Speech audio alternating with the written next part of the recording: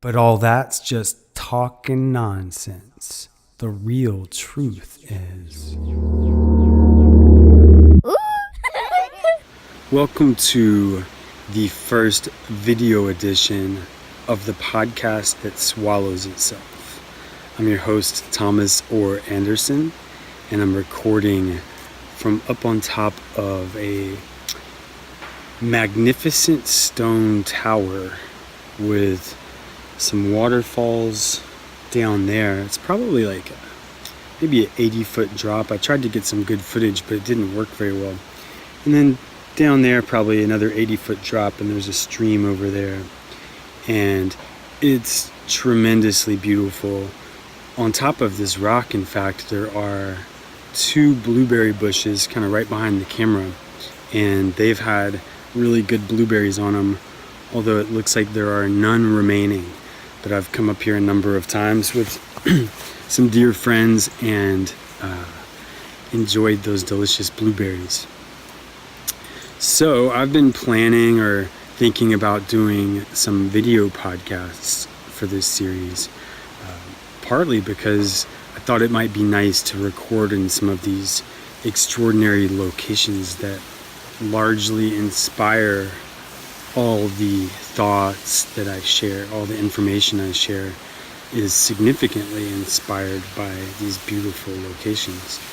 These trees and the stone and the air and the water and all the fabulous and interesting creatures that live here. So on this particular episode, I want to introduce a visual model. Through all of the explorations in the Swallows Itself series, all the explorations will oftentimes return to some visual models that are useful for progressing in whatever direction we choose. Before we begin with this model, I would like to reiterate a sort of warning. That warning being that we are going to employ mental constructs to lead us to a place that is beyond or below, or a place where mental constructs are essentially not allowed. So we're taking these mental constructs, models, thought forms, and we're employing them to take us to a place where they can't go. So for example, it's like using words to take us to a place where there are no words, or using space and time to take us to a place where there is no space and time. So these are like rafts. You can imagine a raft and you're crossing the water. In this case, the water would be what can be told. Words and symbol systems, thought forms, conceptual frameworks. We're going to get on that raft, whatever raft we are using that day, to cross the water. And then when we get to the edge of the water, let's suppose the raft is way too heavy for us to carry and we're all alone and we don't have rope or any sort of tools that we can use to drag the raft along with us. Basically, we're left with one very simple choice. We have to leave the raft behind when we get to the place we're headed. Likewise, in all of these explorations, we're going to introduce various ways of thinking about the world, or ways of thinking about life, ways of approaching certain topics, ways of journeying through our mind or journeying through our experience. We're going to introduce various ones that they'll generally have something in common, in that they are designed or for the purpose of taking us to a place where they can't go. So we're going to introduce rafts, these rafts that take us to the edge of the water or to the shore. And then once we get to the shore, it's really important to keep in mind that the raft can't go with us or with you or with me beyond that place, because that's the very nature of that place, is it's the place where that raft can't go. basically, when we go to that which cannot be told, things made out of that which can be told cannot go past there by definition.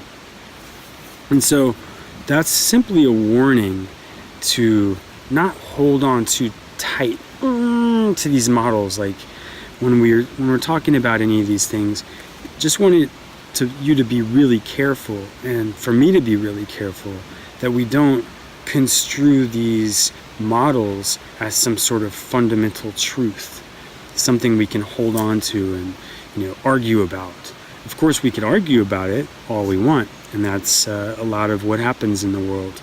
But in our case, we're not interested in arguing, because we are constantly journeying toward that place where the arguments are irrelevant, this place of where that which cannot be told resides.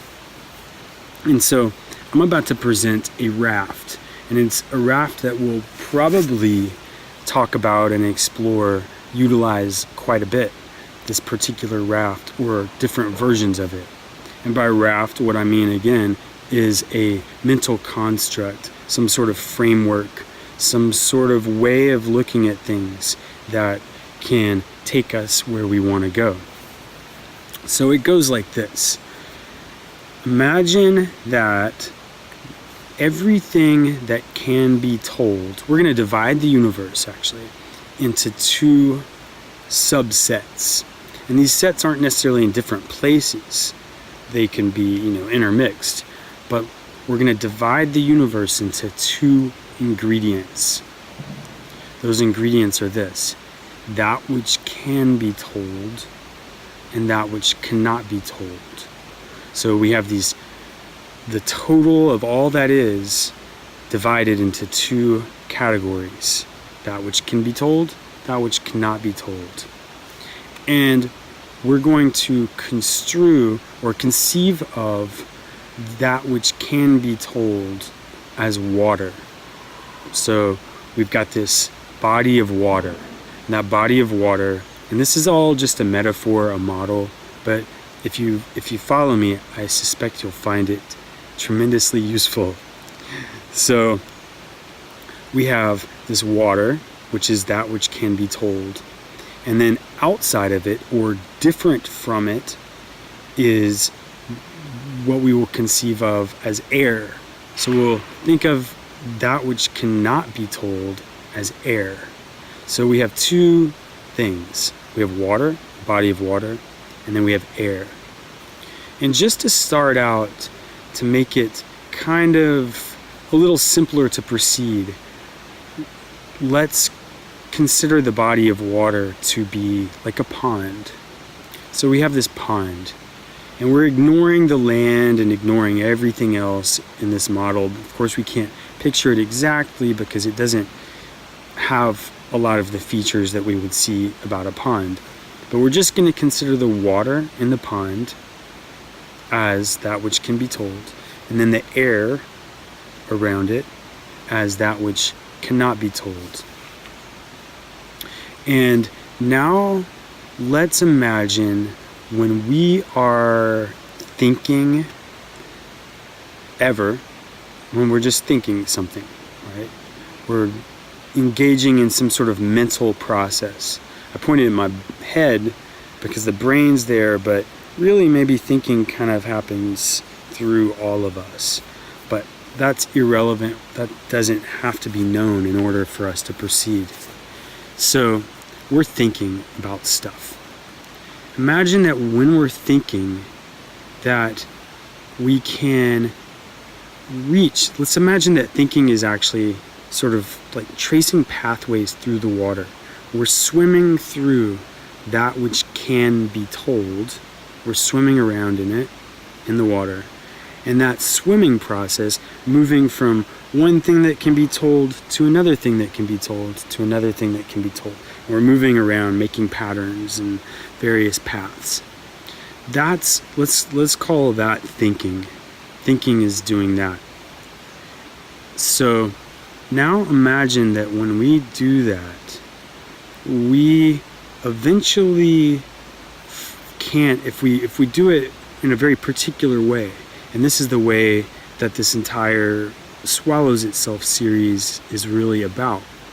If we think in a certain way, we can eventually lead to some sort of loops. And those loops, some sort of generally, potentially always, paradoxical loops. And they're generally composed of really fundamental concepts. Really fundamental concepts that are sort of central to how we think about everything. And that when we find those loops, that they can have this action that we call swallowing itself. And bringing it back to the picture of the body of water, the pond, and with the air above it. Imagine you want to create a vortex in the water. There's a lot of different ways you could accomplish that. But one really easy way that's, if it's available, that's actually a lot less work, takes a lot less effort. You don't have to stir it or something. You can just pop a drain, pop a hole in it in the bottom, and then as the water falls down, leaves the pond through a hole to who knows where, maybe to what cannot be told in the case of our model. But we popped a hole, and in the pond, it'll create a vortex, right? You've seen that when you drain your bathtub or the sink or in the toilet, or anywhere that you find a drain in a big body of water. If it's moving rapidly enough and stable enough, you end up with a vortex. And so imagine you're in the water, we're inside this water, and there's a vortex. Say we're not near the surface, we're not near the bottom, we're somewhere in the middle. If you swim up to a vortex while you're in the water, what you'll find is a column. It probably won't be an exact column, it'll probably be sort of a twisted, spiraling kind of column, but you'll have a column of air inside the water. So we could swim around it, look it from every side. But remember, we're swimming inside the water, in that which can be told, right? Remember, the water is that which can be told. But imagine we swim around this. So we got this column of air and we swim around it in a circle. Imagine we swim in a circle around it. What have we done? We have identified a region in that air, a point. We've identified a point in the air, right? That is the center of the circle. So if I draw a circle, if I have a perfect circle, that circle itself indicates an exact point, that point being the center of the circle. Although the point doesn't lie on the circle, but it is exactly, precisely, perfectly defined by the circle. The periphery of a perfect circle defines the center, even though the center is not on the circle itself. So as we're swimming around this vortex inside the water in a circle, we're precisely indicating a point that's in the air, that's not in the water. That point is in that region that cannot be told. So that which cannot be told, we're indicating precisely a location in that which cannot be told with our path through that which can be told. And so how is that vortex created in the water? It was created by popping a drain, a hole, and then it starts vortexing down and the air starts coming through it, right? So that's how we created a vortex in the pond. How might we create such a vortex in the realm of that which can be told?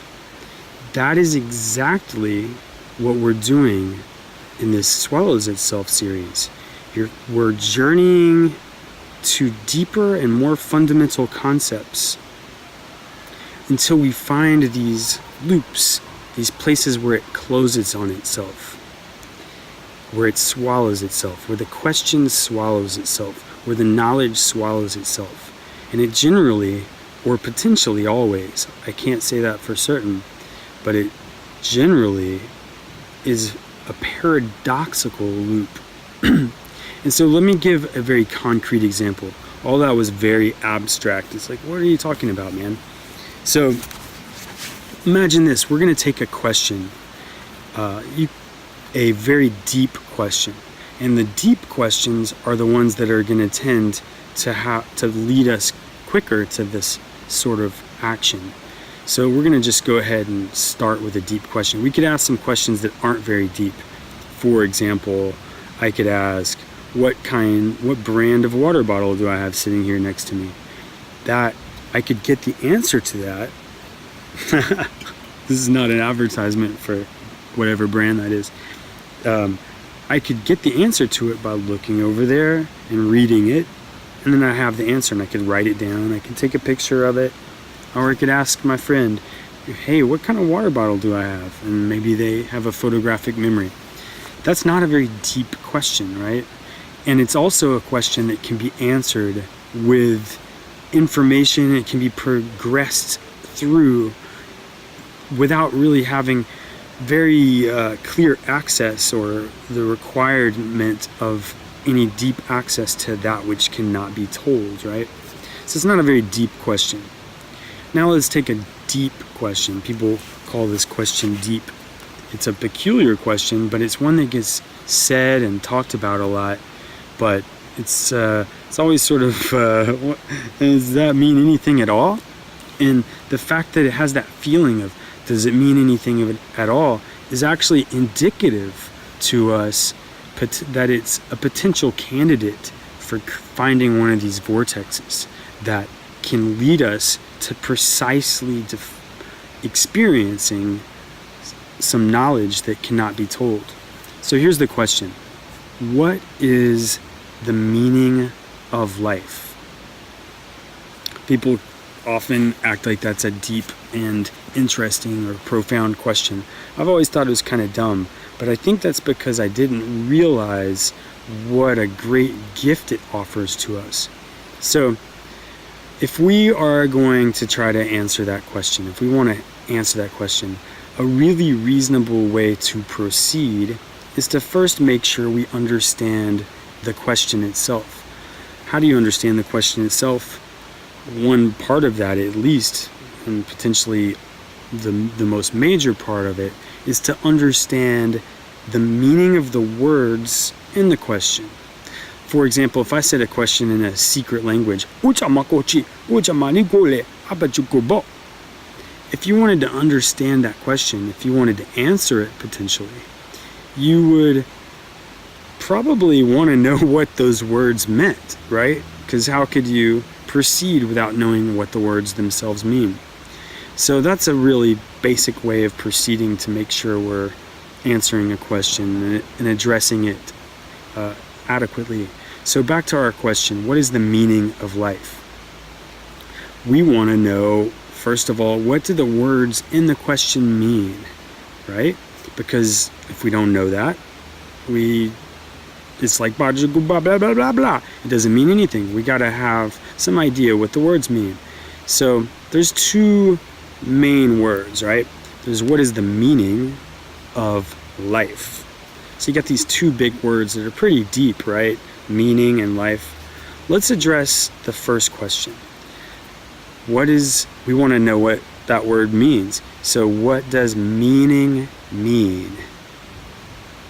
It doesn't take a whole lot of perceptive faculty to notice that what does meaning mean is this self-reflective question. The question is sort of referring to itself, right? What does meaning mean? In order to even know what that means, you have to know what meaning means, right? So you see how it's this sort of little vortex of thought, and perhaps various forms of mental problems occur when people are led to those things and then just spin through them and go nowhere. You might have witnessed someone sort of stuck in a thought loop, but that's beside the point. So we want to stay loose with these things. We don't want to hold on to any of them or get trapped in any of them. And that's really easy in most cases, especially when we see them for what they are. So you don't want to stick around too long digging through what does meaning mean. You can if you want, but that's not where we're headed here. So then we found in that word a sort of a loop, spinning. Now the other word was life. The original question's what is the meaning of life? This one's even more hilarious, because if we want to know what that word means, what does the word life mean? How would we ask that? We would ask, what is the meaning of life? So in order to know what that word in the question means, we have to know the answer to the question itself. So in order to know the meaning of life, you have to first know what is the meaning of life. It's pretty funny, right? It's this kind of thing. It's really useful if you find how hilarious it is that our whole methods of thinking are so rooted in little things like this. It's hilarious. That's why, potentially why, they talk about the laughing Buddha, and a lot of Zen masters or Taoist masters will say, what do my Qigong teacher used to say. I asked him, what do Qigong masters do when they get together? It must be pretty cool things going on. Are they doing magic or, walking on clouds? And he said that they get together and they just laugh and giggle and laugh and giggle. So don't underestimate the importance of laughter, but that's another thing. So we found by looking at that deep question, what is the meaning of life, so-called deep question, and what we're finding out is it actually is deep because it exhibits this particular quality. When we dig into the question, we find these paradoxical self-referencing loops. And what that does, and this is really interesting, what it does is, imagine that those words or that question, imagine we feel like we have an answer to that question. Like, I know, I came to a personal experience of what is the meaning of life. I've got this, I went camping by myself and, I really feel this answer, and I walk around feeling like I have an answer to it. I would then build a lot of how I approach life based on what I feel like or sense is my answer to that question, right? So I might write books about the meaning of life and what I thought it was. What if I thought the meaning of life is hustle, right? And I could write books about how, nature is just hustle. The primary law of nature is hustle. Look at the animals hustling. The elements are hustling. The planets are hustling. Everything's hustling. I could write all kinds of books about hustle. The meaning of life is hustle. And by believing that, by kind of rooting myself in that so-called answer to the question, I would build this sort of whole network of thoughts. I'd have a water bottle that says hustle, and have all sorts of paraphernalia with hustle written on it. Maybe I get tattooed, hustle, right? So you build this whole realm of things that can be told, of thoughts, of lifestyle perspectives, behaviors based on the supposed answer to that question. But if I follow, so that's all this knowledge in this. So we got this water that's everything that can be told, right? And in this water, you have from an answer that we presume to have to this deep question, what is the meaning of life? From that answer emanates this web of knowledge, right? That's what we just described. So now if I have that philosophy, everything is just hustle, and then I start following it back to say I have that answer, the meaning of life is to hustle. I follow it back to the question itself. Look deeply at the question. I'm answering the question to myself that the meaning of life is to hustle. Then I need to understand, what does meaning mean? What does life mean? And so from my personal philosophy, by the way, which that's not really my personal philosophy, but it's, fairly reasonable, that by going to the depth of it, the central core of it, we suddenly find this, the question itself swallows itself. The question, what is the meaning of life, in a way, doesn't mean anything, right? And so this whole web of thoughts, of things that can be known, that we've built around our supposed answer to this paradoxical question, all of that knowledge, right when this swallows itself, all that knowledge goes there with it. Because everything we thought we knew, we don't know anymore. People can get lost in that experience when they come to these central questions, and when it swallows itself, everything they thought they knew, they suddenly see is totally wrong. Because there's things in the world, for example, that don't hustle. So if there's a lot of things you have to deny in order to believe any particular answer to the question. And all of those things make themselves apparent when the question swallows itself. So we've created a drain in that which can be known or that which can be told. In this realm of tellable knowledge, created a drain by finding a paradoxical central core loop, like we did with our question, what is the meaning of life? When that swallows itself, it pulls with it a whole bunch of knowledge that we thought we had that was built upon it. So you've created a drain. So now that drain creates a vortex. The vortex is the paradoxical part. So the thing spins as you go around it because you're going around it. The vortex is created by the self-swallowing nature of that question, right? And in the center of it is precisely defined a region of that which cannot be told. So we have surrounded something that cannot be told with something that can be told. And the surrounding is indicating it precisely. So with these paradoxical self-swallowing questions, we can, through really following them, lead ourselves to a direct experience of something that cannot be told. And that experience is initiation. Initiations can be physical, they can be mental, they can be really occur in every level of the human conception of the human, the universe that our experience occupies. They all, every framework that we can perceive or conceive, all has this same central mechanism that we are accessing.